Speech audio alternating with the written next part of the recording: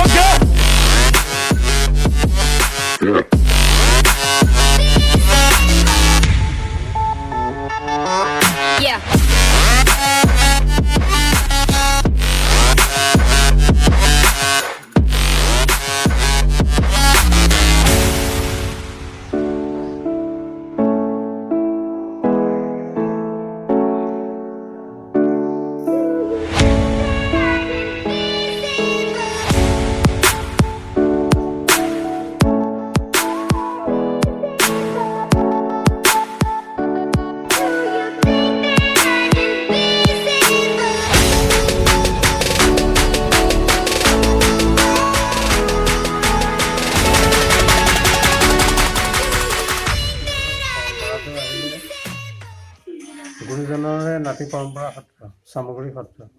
গতিকে চামগুৰি সত্ৰৰ গুৰুজনে সৃষ্টি কৰা যি চিহ্নযাত্ৰা ভাওনা সেই চিহ্নযাত্ৰা ভাওনাতে মুখা শিল্পটি তৈয়াৰ কৰিছিলে মহাপুৰুষ শংকৰদেৱে নগাঁও বটদ্ৰৱা থানত থাকোঁতে আৰু তাৰ পৰা পৰম্পৰাগতভাৱে আমাৰ যিখিনি আমাৰ পিতৃ পিতামহসকল সেইসকলৰ হাতত এই কলাটি জড়িত হৈ পৰাৰ পিছত ক্ৰমশঃ আমাৰ যি বংশলতাত বৰ্তমান অৱস্থাত আমাৰ পিতৃৰ মুখাৰ ওপৰতেই সংগীত নাটক একাডেমি বঁটা পালে 2003 চনত আৰু বৰ্তমান অৱস্থাত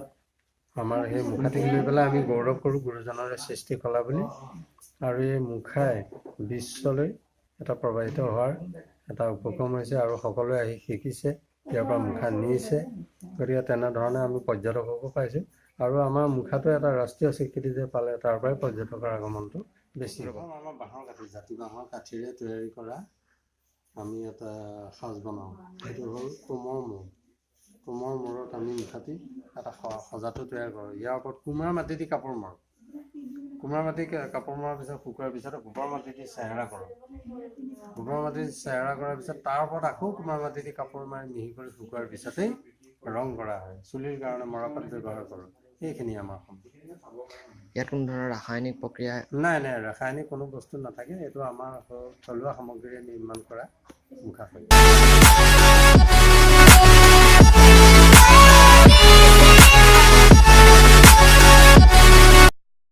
চাবলৈ পালে মানে চামগুৰি সত্ৰৰ ভিডিঅ'টো গতিকে কেনেকুৱা পালে ক'ব ভিডিঅ'টো চাই একেবাৰে সৰু ভিডিঅ' বনালোঁ আৰু আজি মাজুলীত আজি লাষ্ট ডে আৰু আজি যামগৈ আমাৰ কলিয়াবৰ যামগৈ অলপ পাছতে যামেই আৰু কলিয়াবৰ গতিকে ভিডিঅ'টো যদি চাই ভাল পালে তেনেহ'লে লাইক কৰিব কমেণ্ট কৰিব আৰু ভিডিঅ'টো শ্বেয়াৰ কৰিব আৰু এতিয়া কলিয়াবৰ যাওঁতে চাগে ভিডিঅ' নবনাওঁ হেৰিয়াটো কেমেৰাটো বেছি চাৰ্জ নাই আৰু মোবাইলটো ভিডিঅ' বনাবলৈ মানে ইমান পিক্সাৰ কোৱালিটি ভাল নাই গতিকে আজিলৈ ইমানেই ভিডিঅ'টো যদি চাই ভাল পালে লাইক কৰিব কমেণ্ট কৰিব আৰু ভিডিঅ'টো শ্বেয়াৰ কৰি দিব আৰু মোৰ চেনেল যদি এতিয়ালৈকে ছাবস্ক্ৰাইব কৰা নাই ছাবস্ক্ৰাইব কৰি দিয়ক